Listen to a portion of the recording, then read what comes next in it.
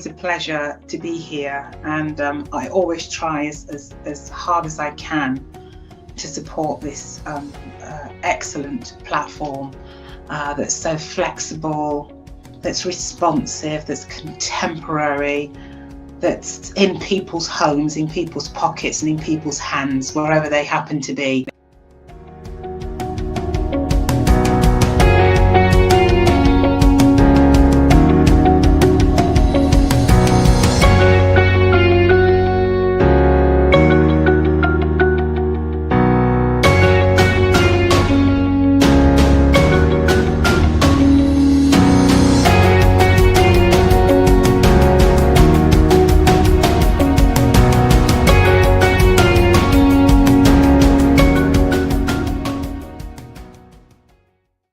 I'm Nicole Rajan Brown. I'm a proud midwife, and I'm proud to be supporting the Maternity and Midwifery Forum, who have helped me to grow, and for creating wonderful professional digital and online resources for midwives across the globe. The Maternity and Midwifery Forum ran their programmes free and online all through COVID. Now we want to grow the catalogue, spread it worldwide, and keep it free to use for students and staff. To do this, we have launched a fundraising appeal to help keep all of the 8 wonderful maternity and midwifery festivals free. Keep the weekly Maternity and Midwifery Hour and the weekly newsletters free to midwives and maternity staff. You regularly tell us how much you value these free resources, so do give what you can.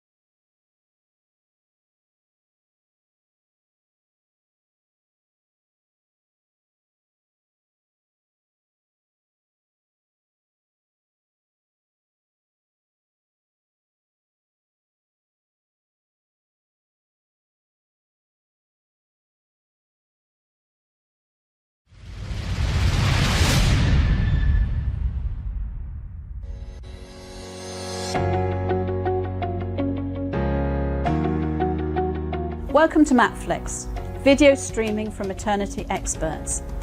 My name is Dr. Jenny Hall. I am the box set's curator at Matflix, a fellow of the Royal College of Midwives and a former editor of The Practicing Midwife. At Matflix, we bring together videos of talks from top maternity experts into box sets to support your continued professional development, study and revalidation.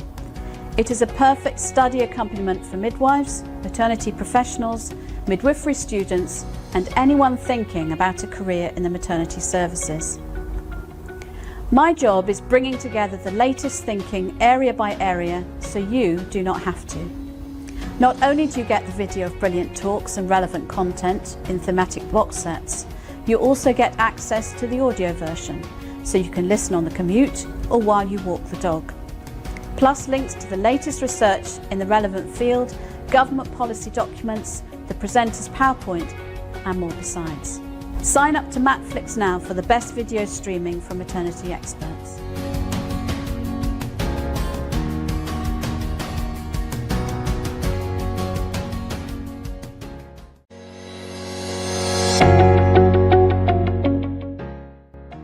It's always a pleasure to be here, and I always try as hard as I can to support this excellent platform that's so flexible, that's responsive, that's contemporary, that's in people's homes, in people's pockets and in people's hands, wherever they happen to be.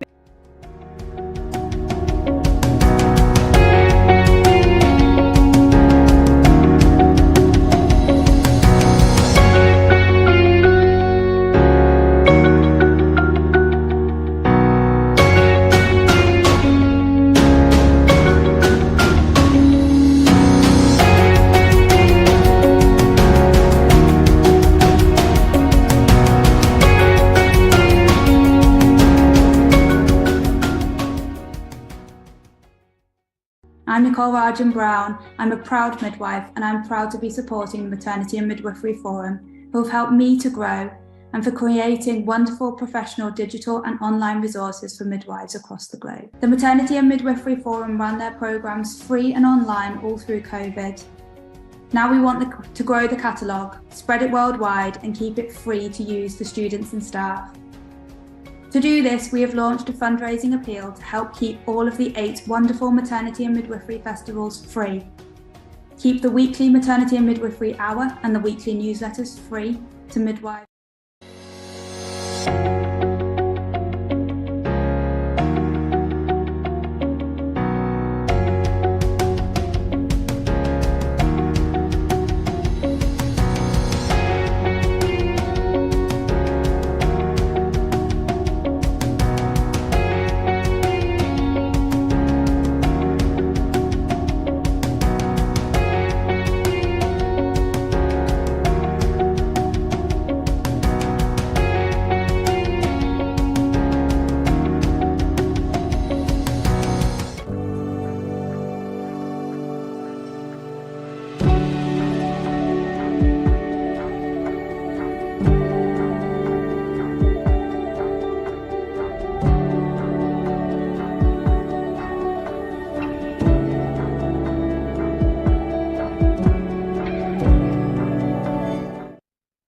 Okay, and welcome everybody to Maternity and Midwifery Hour.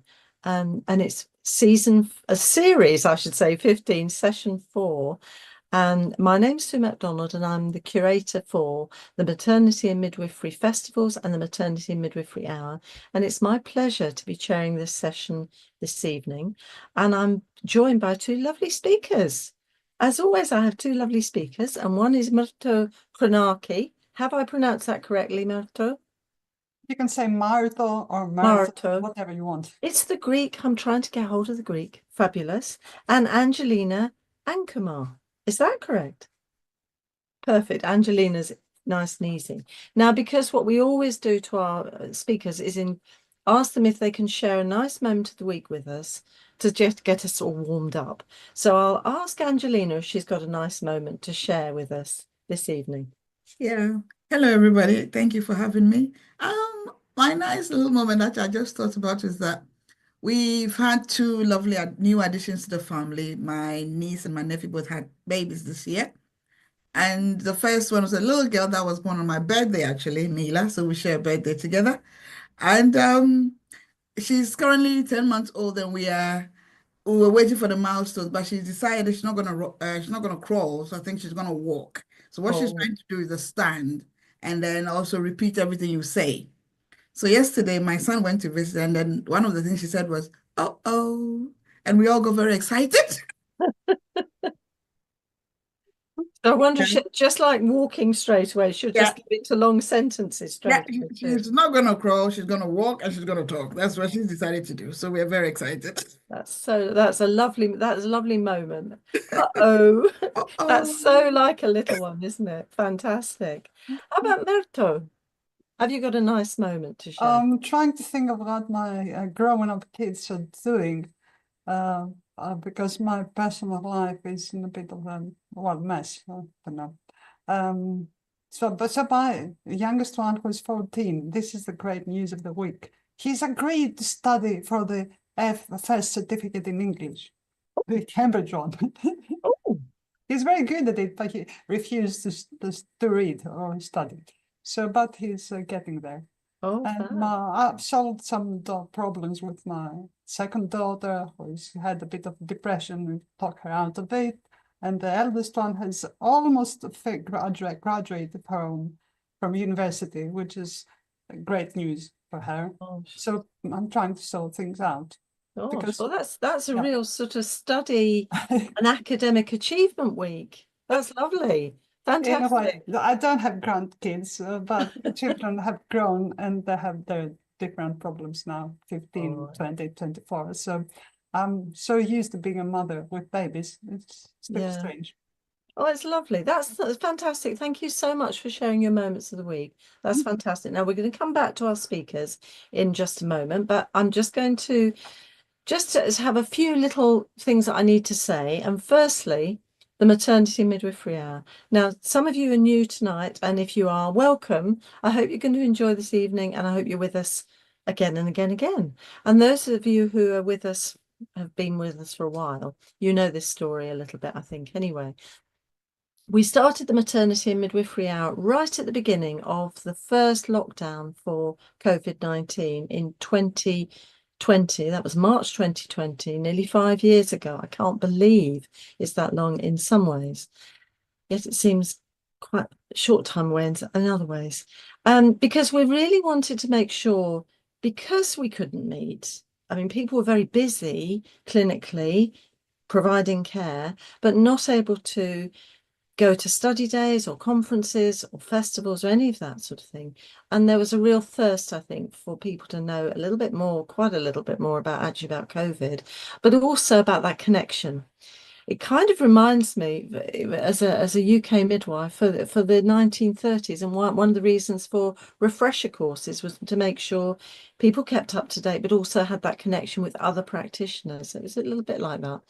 So we started having one session a week, just an hour with speakers, just to highlight things. We started with things like well-being, but we also had a lot of material about COVID itself, because there was a lot of anxiety about it. We needed to know more information. And also there are a huge amount of changes to services that midwives were doing and student midwives were experiencing in the universities in response to COVID services. And I mean, I have to say, I'm always amazed by what we achieved, and in spite of everything. We did a huge amount of things, kept services going, and it was a very scary time, but people did fantastically. I can remember several of the sessions we had, which were really inspiring, and they continue to be so. We're doing less on COVID, obviously. We're doing different things now, but people still seem to want us to carry on, so we do. I also need to say to anybody who's new, everything is recorded. Everything we do on Maternity and Midwifery Forum, it's recorded. So if you miss anything, you can catch up later. If you enjoy this evening, and I think you will, you might want to share with your colleagues, and we love you to share. We don't expect anything except you to enjoy, share, and talk about what you're learning from us tonight. And every night we do this. So enjoy that. If you've got a study period coming up, or you've got to do a dissertation or a project for a college or anything of that nature, there's also a massive back college, oh, well, I can't think of the word now, a whole collection of video clips. And that is available on Matflix because they keep everything in the archive, masses of information. So go onto the Matflix website. It's on your resources sheet, which is available this evening. You'll have found it all already. So do make use of those. It's really useful. Just going to do a quick fly through some news. And the things that I've picked up this week, apart from a lot of tariffs that seem to be going all over the world, tariff for this and tariff for that. And I'm putting that all behind me. There's a new AI trial to tackle breast cancer, which is going to involve thousands of women and using that to see just how many breast cancers can be picked up very early, which is great. I also picked up, there's a cost of living survey available on the Maternity Action website. And you know, they do a lot of work to support women's rights and information about, especially finances, but also rights for things. And this is for women who've been on maternity leave during the last 18 months. And again, in the resources, there's a link to that survey. If you want, if that fits you or anyone you know, or you're one of women that you've got in your care, just pass it on to them and get as much information back on that. Also, 5 Times More, which have done fantastic work for Black women, especially in maternity, have also got the Black Maternity Experience Survey 2025, and that's also out now. So do get women to go onto that website, and that's also on the resources sheet. And that's really important for us to know what experience women are getting, but also to really have a measure of whether services are getting better, which is what we want to happen. There's also out today, though it says the 15th of January, no, 15th of January, nice guidance on maternal and child nutrition and weight management in pregnancy, and nutrition in children up to 5 years. And that's available on the NICE website. Again, that's on your list. It's still Chinese New Year, seems to last quite a long time, but happy Chinese New Year of the snake, I believe. And it's LGBT History Month this month also. And this week is Children's Mental Health Week. And that means that on the 8th of this month, which I think is Friday, it's Time to Talk Day. And that's the idea of being very open about mental health and well-being. So that's something to be aware of within your context, wherever you are. But almost exactly on time. I don't like to say any time from our speakers. We're going to be talking about perinatal experience of women with disabilities in Greece, birth care, spaces of birth, and also models of care, and also supporting women and families with learning disabilities in the UK. So I'm going to, first of all, say how delighted I am to welcome Angelina Ankamar, who's a highly accomplished, award-winning RCM National BAME Midwife of the Year 2021, diabetes lead midwife for West Herts. She's got over 20 years experience in nursing and midwifery, and she also holds the very prestigious Darcy Fellowship in Clinical Leadership, and also has an honorary master's degree from the University of Hertfordshire. There's a lot more about both our speakers online, but I'm just doing edited highlights because I want them to have as much time as possible. And you'll hear, I'm sure, that she's passionate and active in the field of maternal diabetes and towards improving maternal health, specifically in Ghana, leading very much to collaborative work between West Herts and Ghana, which sounds really interesting. But without further ado, I'm going to say a big welcome to Angelina. The screen is now yours. And thank you so much for coming this evening to share your work with us. Thank you very much, Sue, and thank you everyone for being so kind to me. Now I'm going to share my work, and can you all see it now? Okay, There's always a little pause with the slides, and here they're coming. Yeah. Okay. So can you all see the slides and can you hear me? Good. Okay. So my work started with when I started the Daisy Fellowship last year. And I was given the project that we call the challenge work to identify inequalities in health, inequalities in care that contribute to differential perinatal and infantile outcomes by disabilities. So the purpose of it was to scope out what is actually happening currently in the country, starting off with UK. So the plan was to scope existing inequalities in maternity care provision that contribute to poor outcomes for pregnant women and birthing people with disabilities. The context, however, having to look at what is actually happening, it was quite evident there has been literature written quite recently and also in the past telling us that birthing people and women with disability currently in UK experience poor maternal outcome. And there was also studies in 2017 actually found that women with disability are 11.6% more chance of having preterm birth as opposed to mothers without disabilities, which was 6.6% at the time. And recently, the ambition for NHS England is to also reduce the preterm birth nationally from 8% to 6% by 2025, which is new. So this evidence that I found in 2017 actually tied in with what NHS England was proposing for this year. So what was the ask?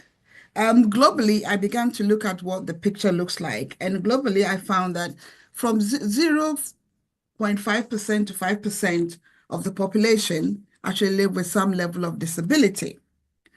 And what I also found was that these are numerous interrelated factors that contribute to pregnancy and birth outcomes of parents with disability.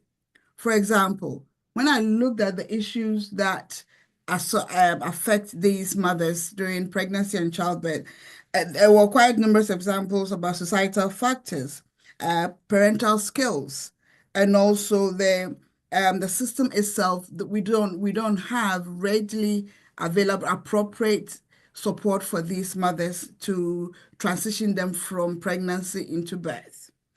So the very nature of the problem depicted a wicked problem in that the problem that we see in maternity, having to solve or come up with ways to improve the care for mothers with disability was quite multifaceted. So what do we have to do now? And I began to have conversation with our midwives. So I resorted to looking at qualitative study. So I did a qualitative study with a group of midwives and other healthcare professionals. And it was a resounding 100% that yes, they needed, they know the issues are there and they would like some support and some resources to help guide these mothers along the right pathway and ensure that the birth outcomes are optimum. Now, what I also found was that there are also pockets of really good work. There are good work going all around the country, but it's in little pockets. No, it's not very, it's not widespread. And you may find that this unit is doing a very good work in this area, but it's not something that it's standardized. So the work is there, but it's quite patchy. So my idea was, okay, if we're doing this work and this work has started already, then how are we going to ensure that this work becomes standardized so that all our mothers and pregnant women and birthing people with disability would have the same level of good quality care and good outcome? So the qualitative study presented a good challenge that actually midwives themselves are saying, look, we need some help here. We need some help. So I continued with my work, researching, and then I came across a resource called the Together Project. And what drew my attention to it was the highlight of it that said it's a co-production resource. And I understood immediately that if it's co-produced, then it means the stakeholders have been involved. And who are the stakeholders? They are our service users, our professionals, and our multidisciplinary teams. So I thought, okay, let me look into this resource. When I looked at it, it was resource funded by National Institute of Health and Care Research and NHS Health Education England. They funded that, but it was authored by Dr. Anna Cox, a highly acclaimed professional at the University of Surrey. So she led the work. So I contacted her immediately and I said, I've seen this work. This is what I'm doing. Are you happy for me to utilize the resource and see how we can ensure that this is something that could be used, nationwide as a maternity service? And she said, yeah, go ahead. So what I did was I decided to use this resource to pilot in one big teaching maternity unit in UK. So the three resources as follows. One of them is identifying the need. So the first one that says toolkit and guidelines. In that, you will find even how to ask the question, how to identify that this mother needs more than what we normally present. Because don't forget, we do have standardized guidelines that often is quite, this is what we do for this is what we do for that. But when you meet a mother with disability, they need more than what we present.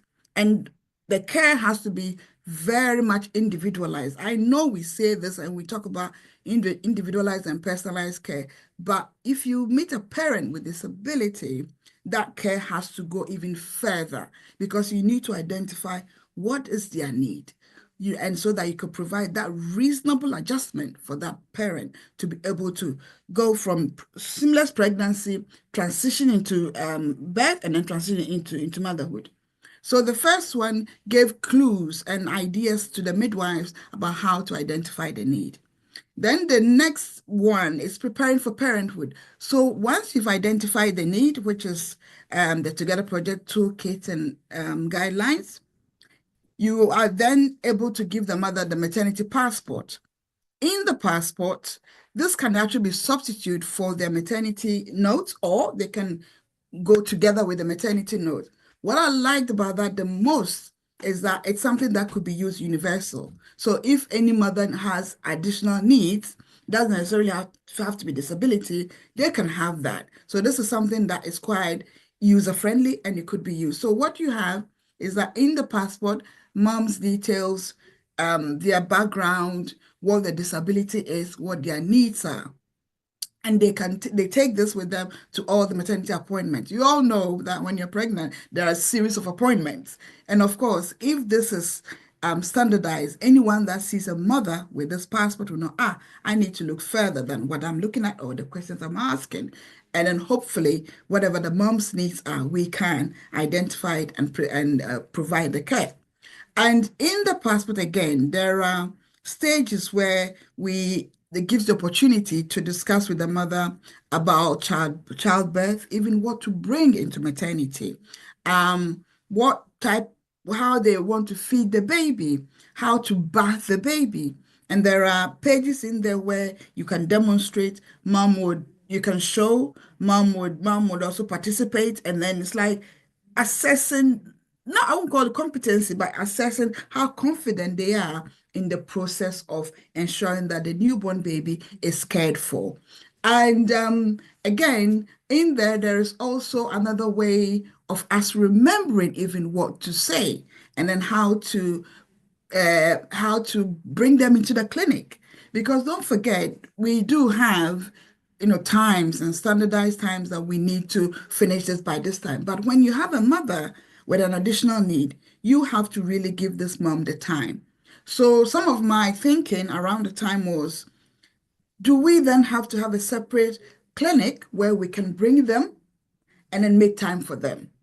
And one of the things I was thinking about was that the parent education classes, I stand to be corrected, but I haven't seen any parent education classes that's tailored for mothers with disability.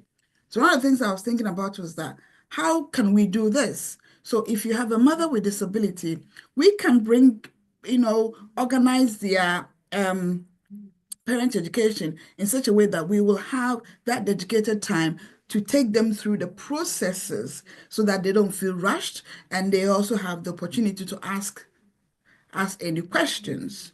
and we can then build this important relationship so that when they are in our midst, they don't feel frightened. Because one of the things that I found, and one of the service users was telling me, was that she didn't think that we understood what she needed.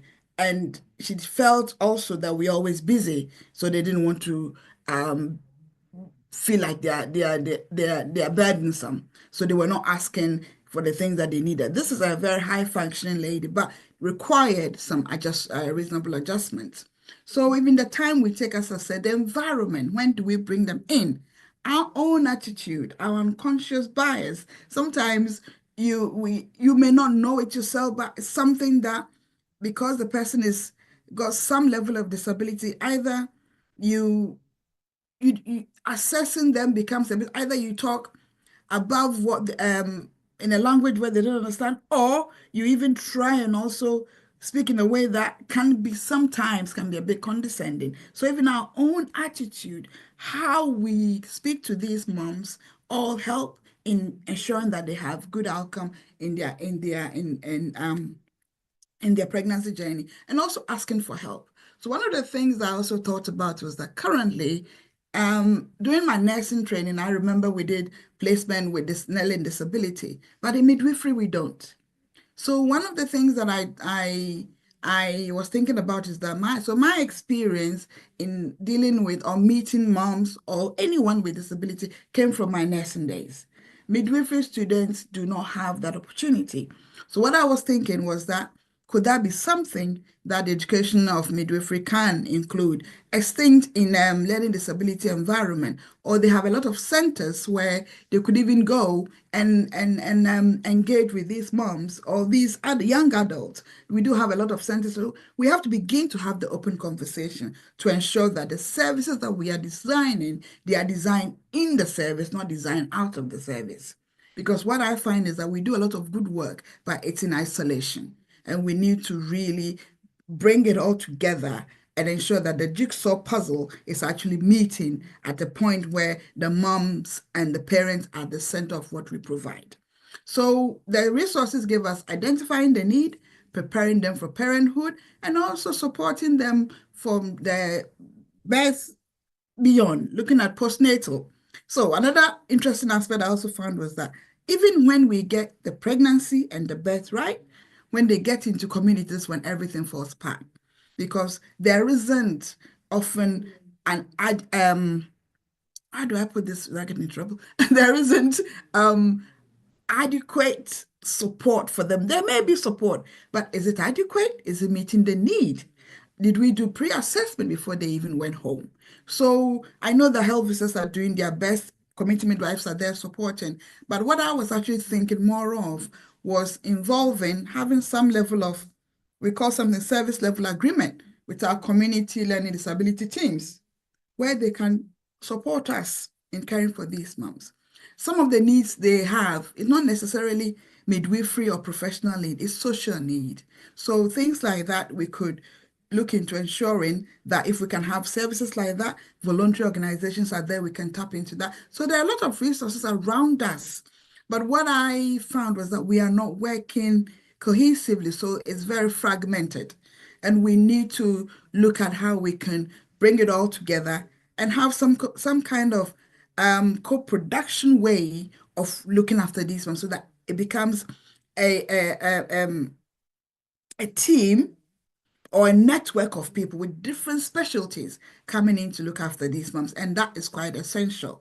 Again, it will help us to moms to have their own babies, keep their babies, look after the babies, because often, unfortunately, because of their learning disabilities, certain things, skills doesn't come to them naturally.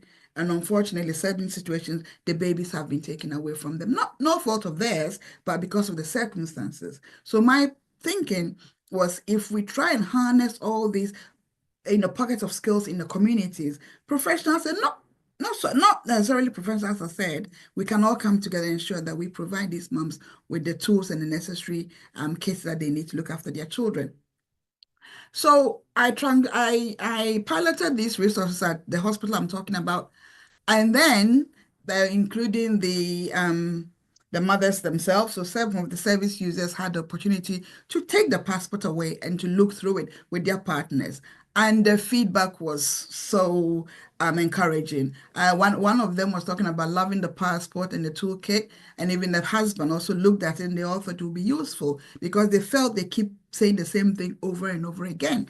And they felt that if we also as professionals have that knowledge, it would also help us to be able to talk to them freely without feeling that fear of, oh, am I saying the right thing? What do I say? How do I say this? And looking over our shoulders when we are talking to them, because we want to do it right.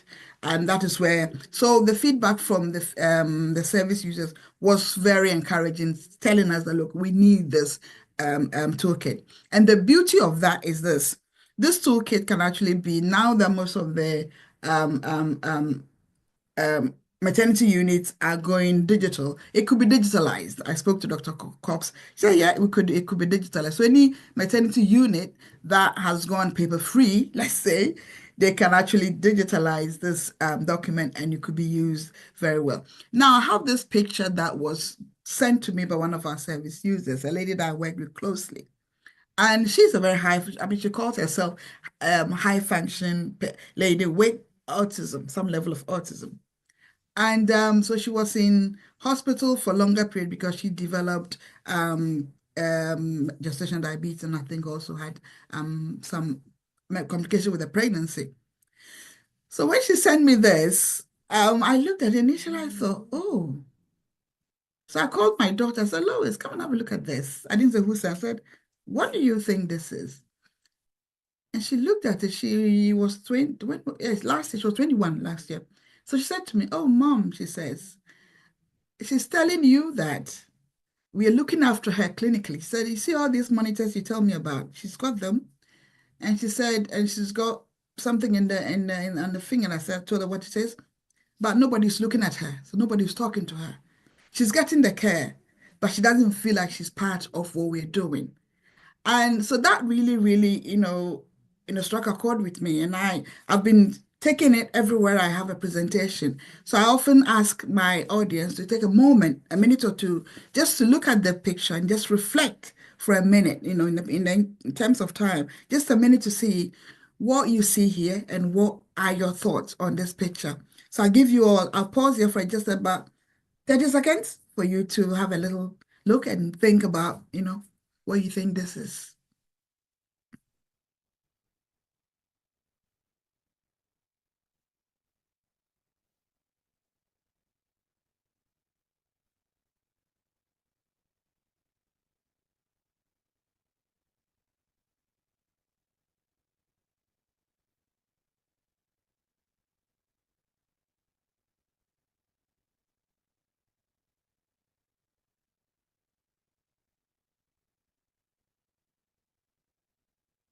Okay, thank you very much.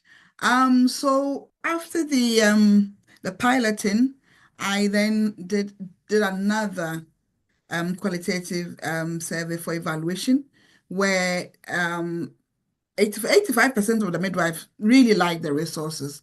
The 15% that did not only said that because of filling out the form again on top of their maternity notes. So the thinking was about, why don't we then get the learning disability team on board right from the onset so they could be filling out these forms for us. And the recommendations are currently, the hospital that I piloted are looking to utilize the resource. So we are in the process of writing the pathway, the SOPs, and start the implementation very soon. Thank you very much for your time. Thank you.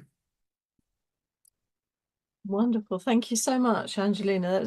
I know it's a huge piece of work which you've condensed into a very short time, and it's got a huge amount of questions, especially the sort of comment you made about pockets of good practice and how we can share them.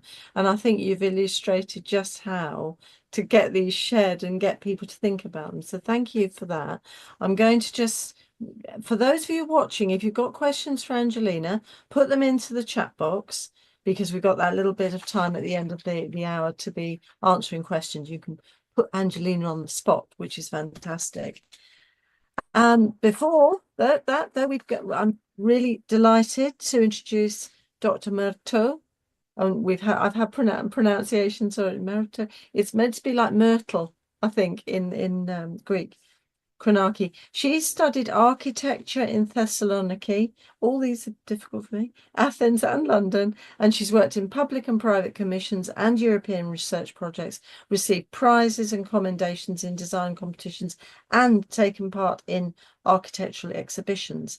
But she's also, as an academic researcher with a PhD and postdoctoral qualification, has done work on motherhood and disability. And as a person with multiple sclerosis, she has participated in voluntary organisations in various activities related to health and disability, including being a retired Lalesh League leader and birth doula. She lives in Volos and Thessalonica in Greece. She's also a mum of 3 children, and she's with us this evening. So welcome, Myrto, and thank you for coming. The screen is now yours. Thank you for having me.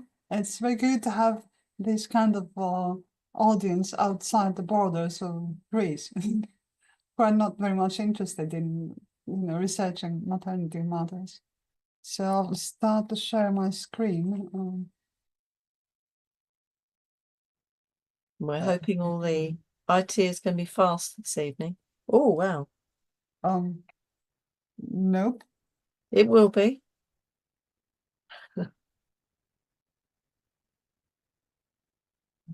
I can't see. It's always tricky finding the PowerPoint slides. For those of you watching, we make it look easy sometimes, but today it's being a bit tricky.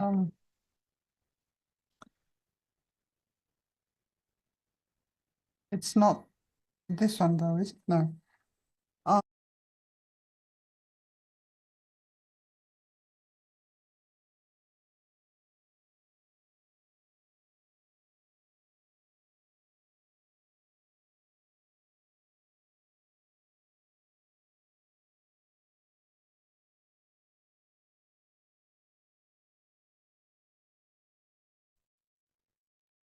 Nope.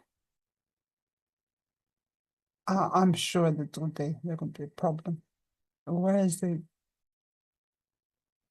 I have to find the one of the presentation. It's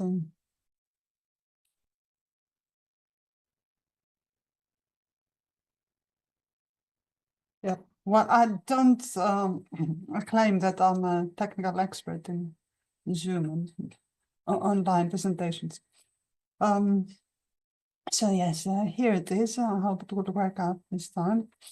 I have to thank Angelina for mentioning various issues.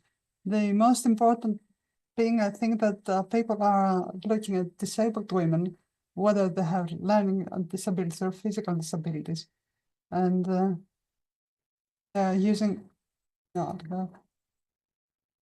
active listening. I think what she meant by listening to people.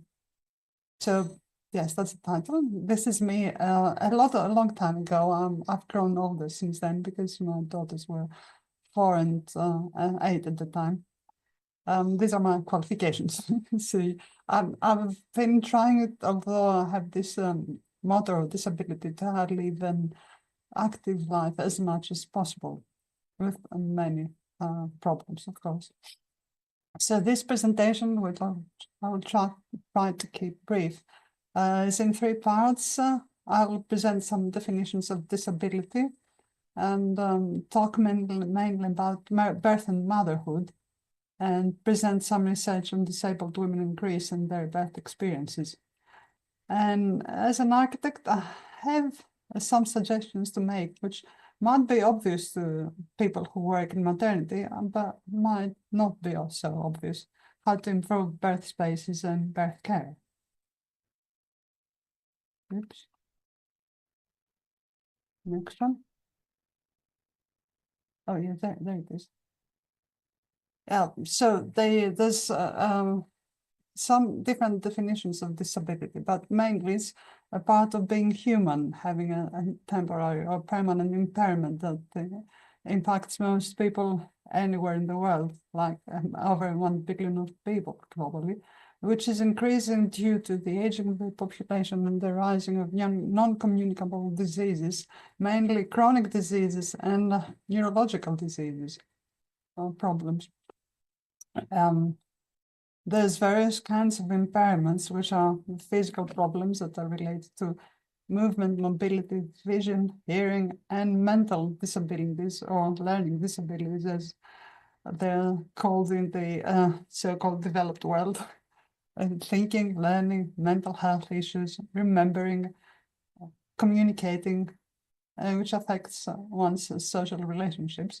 But of course, there are many other physical issues with blood, kidney, other internal problems, the immune system, which might lead to neurological problems. And in some cases, there's combined difficulties, challenges, and that's about 50% of the world population. So I'm sure most of you will have heard about this, the two different paradigms, the different models of disability. The most dominant or well-known one is the one by which we go by our thinking and our attitude to people. It's a medical model, which is based on the biomedical perception of health and illness or disease. And it links disability to one's physical body, mainly. It focuses on managing disability or managing symptoms, and it aims to improve bodily functioning or mental functioning in many cases. And in this model, the medical profession is central, has a central role. The other hand, in the last 50 years or so in the Western world, there's the emergence of the social model of disability, and the idea being that disability is the result of an interaction between a health condition, a health problem, with social factors and with environmental factors, with social attitudes, social support, and the environment and accessibility and transportation issues. And both of those affect experience and the extent of disability, because they might present barriers to full and effective participation in social life. I have some nice images of disabled mothers enjoying motherhood. It's not always like that, but they do exist. This is the main issue of my presentation. It's disability and motherhood. Disabled women were historically excluded from motherhood, deemed to be unable to have children or to raise them, or both. And combined with the trends of the increasing medicalization in birth, which affects disabled women even more, they face even a higher degree of exclusion. Not all of them, of course. There's some research that I have found during my short research, and it was mostly based in the Anglo-Saxon world literature. This is the issue I tried to research later. It's about the experience of maternity care during pregnancy, labor, and birth. So my focus was in the same issue in Greece, and based on my personal experience and personal perspectives, and focusing as an architect on birth spaces, which was what my PhD was about. Specifically hospitals and homes mostly, but birth centers, well, it's the idea of birth centers, because in Greece it did not really exist yet. The main challenges are the ones I think are probably well known anyway, is the societal biases and the practical barriers. So I had this table about the main findings of the survey. And there's 9 women, because it was a small qualitative study, so there's no reason or way to make it larger. And there were 9 women, there were 7 cesareans, so a very high percentage. At the hospital births, there were very high intervention rates with a C-section of 87%. In Greece, it's about 64%. From as of 2018, I think it's higher now. but for disabled women, it was even higher. And with breastfeeding rates being very low, lower than the general, well, the non-disabled population, women population. And this did result in reduced confidence for the women and limited autonomy. I also had the small control group of 3 home births. Well, they were all my personal, if not friends, personal acquaintances. But anyway, in these home births, there were no interventions. They were all natural births. They had high breastfeeding rates, and mothers felt empowered by the birth experience. Still, in Greece, this is more or less the same as in the non-disabled population of women. They have the same results. But still, even for non-disabled women, home birth rates in Greece are still very low. They are less than 1%. They increased slightly during the lockdowns because there were very bad services for pregnant women. Anyway, as a mother of 3 and with 2 home births and research on birth spaces, my solution for this problem is the creation of birth centers, or the more intensive use of those where they exist, like in the UK, Germany, and to an extent in the Netherlands, but they still have some home birth rates. Especially in the extremely medicalized birth landscape of Greece, the creation of birth centers may offer disabled mothers the medical care they need, the birth experience they want, because they're both very important. They usually need more medical care or more support than the general population, let's say. And they can be empowered as new mothers more by this kind of care. Support, foster their autonomy and self-confidence, and in my view, these are the most important benefits of birth center. So this is my professional qualification. I think that there's should be do some research on the environment, the environmental qualities of each space, birth space, from different ways, different problems, especially mobility challenges, which a birth space, a birth setting with flexibility and ergonomic equipment can support women who have difficulties in moving around, walking, standing, whether they can stand or not, and can help them have the birth experience they need and have.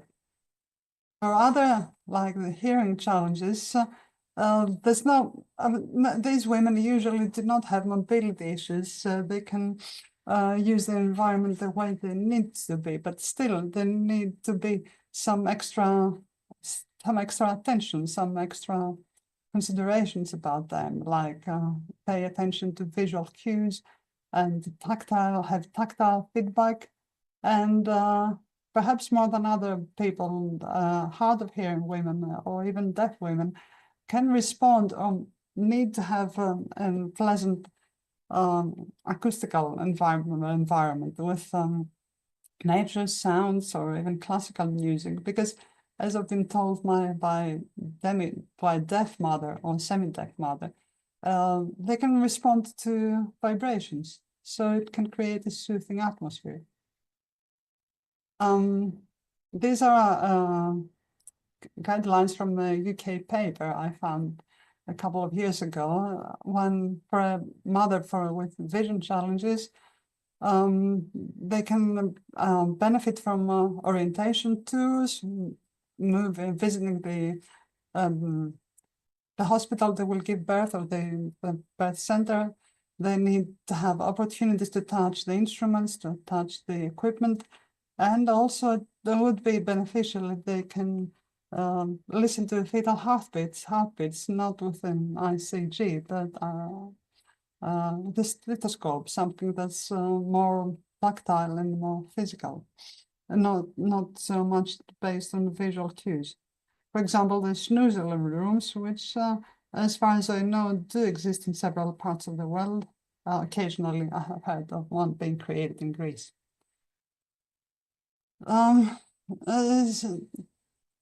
This is a statue of Alison Lapper. I included that because it used to, it was in Trafalgar Square where Nelson's column was before. I think they took Nelson's column down and they put this statue there, which sort of was a kind of an inclusive ideal, because this mother has deformed limbs due to the thalidomide drug, the thalidomide disaster.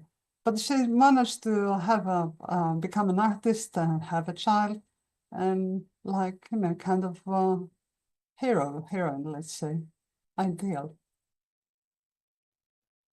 So my suggestions, my final thoughts are that there's a need, well, urgent or not, I'm not sure. Anyway, for systemic changes in maternity care for disabled women. First of all, to acknowledge their existence as in Greece, and acknowledge their need to have support, to have an inclusive and empowering model of care, especially midwifery care. I'm very what's to say about that, because it does not really exist in Greece independently. Midwives in Greece are usually obstetricians assistants. So I really think that this is very important. And kind of, well, employ a model of care that emphasizes dignity, support, and autonomy for disabled women. And as an architect, I would suggest that birth centers can function as transformative spaces to assist a disabled mother in her journey to motherhood, to become an autonomous and, let's say, well, not happy necessarily, but have a satisfactory transition to maternity. It can be done. I have done it 3 times. So, thank you. Just turn on presentation. Yeah, that was lovely. Thank you so much. That was lovely, because I think what's interesting is you've sort of summed up the things that really all women need, but these women need it even more to feel empowered and cared for. And so I love some of those images of the birthing spaces. They just, when you look at those, you think, how can we have got some things a bit wrong and have all these very shiny rooms that aren't very kind, whereas you've got those lovely lighting and gauze and nice cushions and things. They're really lovely. I do need to reassure our viewers that Nelson's column has not been taken down. What happened is they've got 3 spaces for different pieces of art around Trafalgar Square. So Nelson is still up there, he's still there, but the artist Alison, it was Alison, wasn't it, her name? Her first. It was Alison who was depicted. Yes, yeah, and she was on one of the spare columns, because that was always chosen to be that change. So you got different fantastic pieces, and she was there for quite a long time. So I apologize about that. I'm not very up to date what happens in Trafalgar Square in London. I think what this says to you, you need to come to London and come and see Trafalgar Square. Well, if somebody invites me. We'll have to do that. We will have to do that. But thank you to both of our lovely speakers. It was fantastic, because I think that really is very thought-provoking from all sorts of areas. I mean, I found Angelina's the good work and how we share, because I started thinking, I wonder how many people have used that toolkit. And so somebody watching now will be thinking, oh, that passport, really good idea. And as it is indeed. And this is how we can share. You know, I sometimes listen to the radio in the morning, get really cross when people talk about the NHS doesn't do anything new. We're so full of good ideas. We need to share them and get them spread out. So thank you so much to both of you. Now, I have got a few questions coming through. And the first one is from Jo DeGuston. Hi, Jo, and she's from Ames, as people will know. And she says, thank you for this very thought-provoking briefing. And she's directing this to you, Angelina, first. You talked about fragmentation. Can you speak about the role of continuity of midwifery carer for this important group of service users? and I bet you can. Thank you very much for the question. Yes, one of the things I would actually say is that thankfully, then the rate of numbers, the mothers are not huge.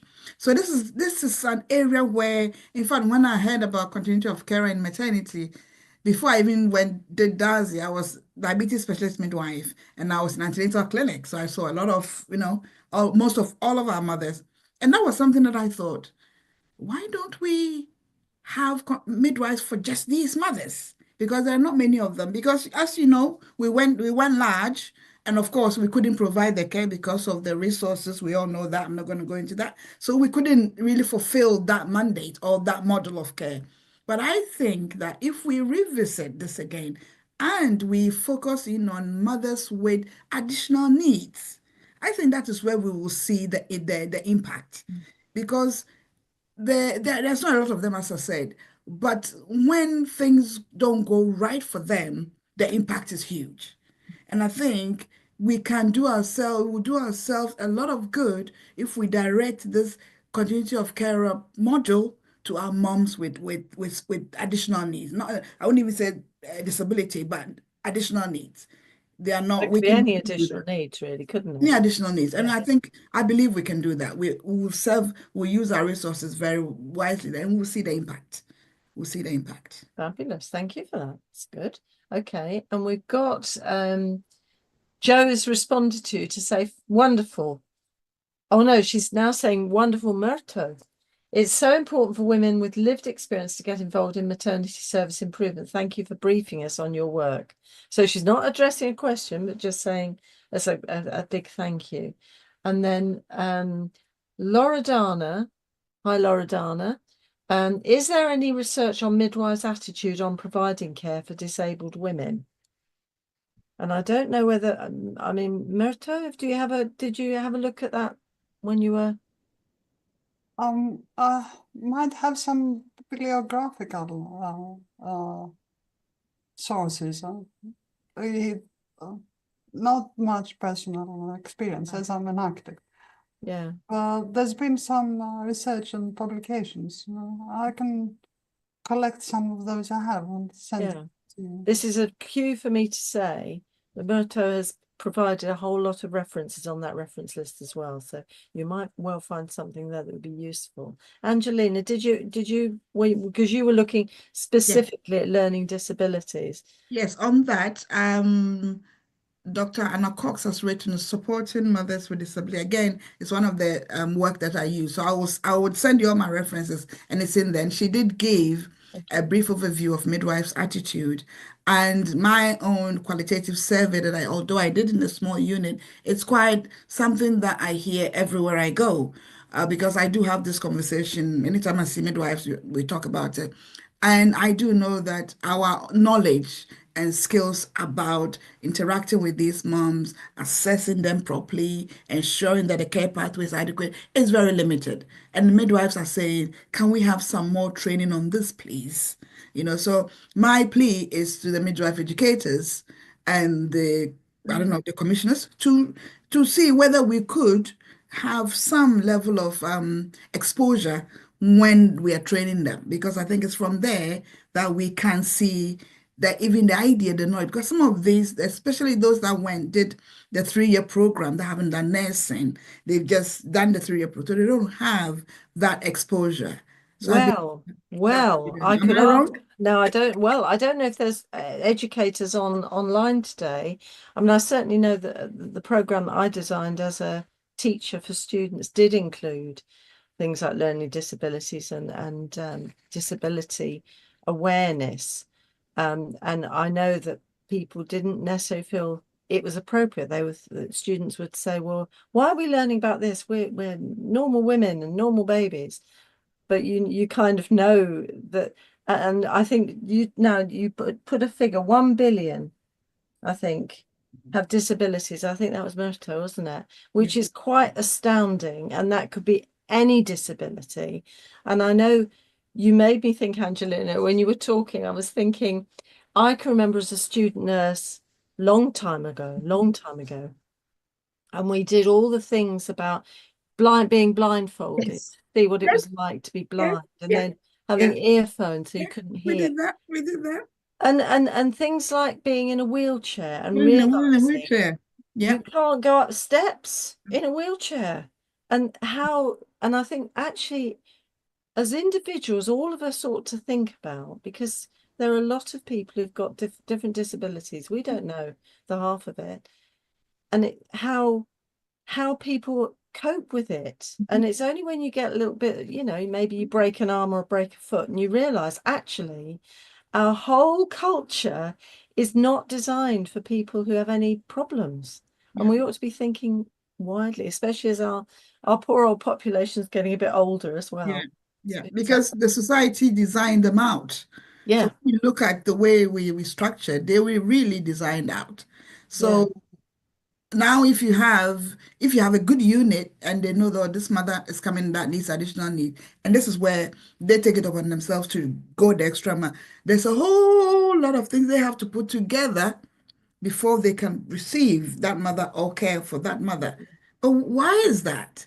Wasn't it part of the structure, the architecture? Why The was it architecture, you see, Myrto would say part that. of the architecture? Because this is what's fantastic about both of you, because of course it's not just the care that we're giving, it's the whole environment that we have that's working against us, isn't Can it? I just make another Please comment? do.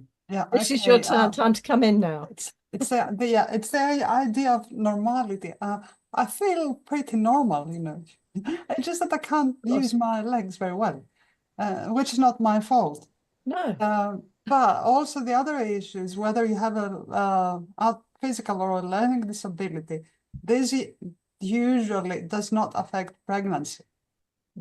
That's correct. Because what happens in Greece, that all the women I've met, they were all suggested or pressured to have a cesarean, regardless of their prenatal history. So, it's this kind of social attitude, so it's prejudice. So, all right. There are problems, there are physical problems, there are mental problems. You have to acknowledge that, which might make your life more difficult or even less normal. But if it does not affect your pregnancy, okay. So you have to be more open in that matter. I think that's a lovely comment to make, actually, a really good comment. And I think the issue about you saying about your legs, that's such a huge, it's only one bit of what you have to contribute to society, isn't it? I mean, it's just crazy. Now I'm gonna sneak into, I've got a comment from Jill Phillips, who met Angelina. I met Angelina last year when I did my annual Whose Shoes session with the Darcy Fellow. We worked together bringing the Whose Shoes experience to the 4 trusts across southwest London. Really interested in the topic tonight and hoping Fab Angelina will be a guest on my wild card Whose Shoes podcast. I think that's another invitation there for you. Fantastic. Okay, and then I've got a comment from Temitope Alaka, who says, thank you for your insights, weaved beautifully with personal stories how awesome and dynamic the woman's body is, despite all the many faceted presenting challenges and limitations. Thanks to both our speakers for inspiring us tonight. Temitope, I hope I pronounced your name correctly, but what lovely way to say that. Thank you so much. That's lovely. And then we've got another comment from our Jenny Hall. Hi, Jenny. And she says, when we did our research related to dignity and respect for physically and sensory disabled women, continuity of care was important and something they said would have helped considerably. Right. Do you know, I suspect all women would.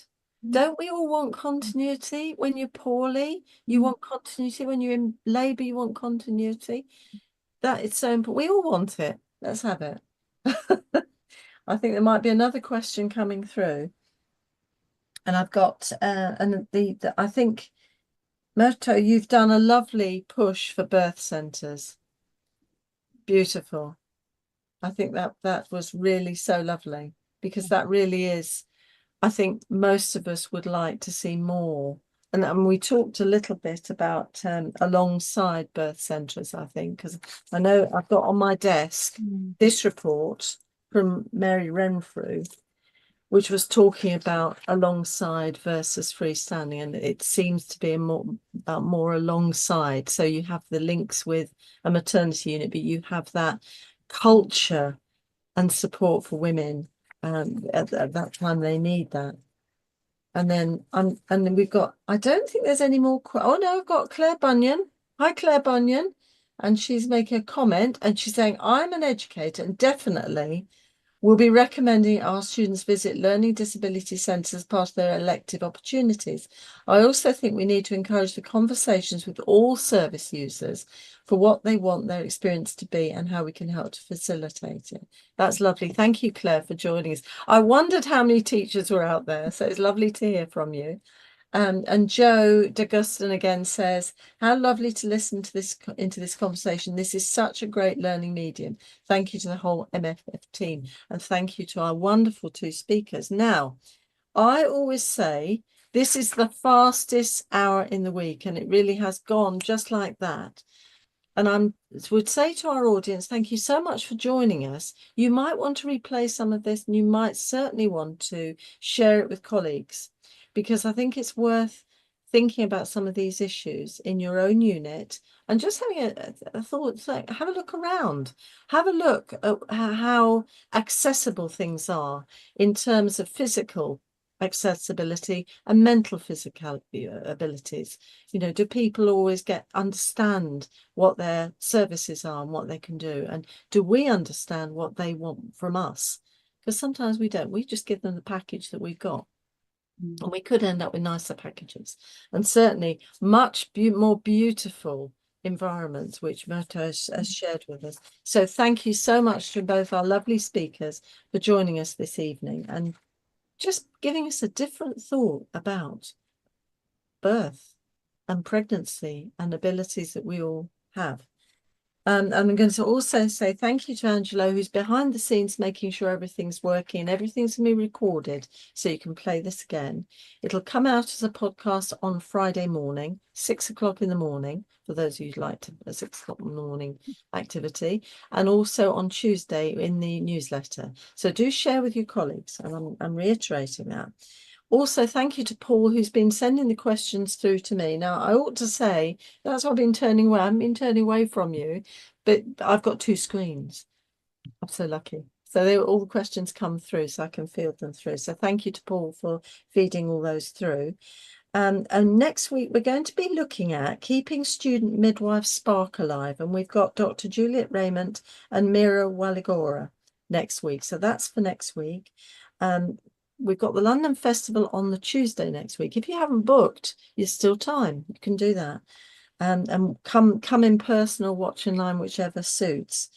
And I'm going to leave you in thinking about all those lovely images that Myrto's shared with us, and also that the information these are going to be thinking. I hope you'll be thinking about them all the next few hours and maybe tomorrow morning when you go to work. And in the meantime, to our lovely audience, thank you so much for coming and asking such fabulous questions. We'll look forward to seeing you next week.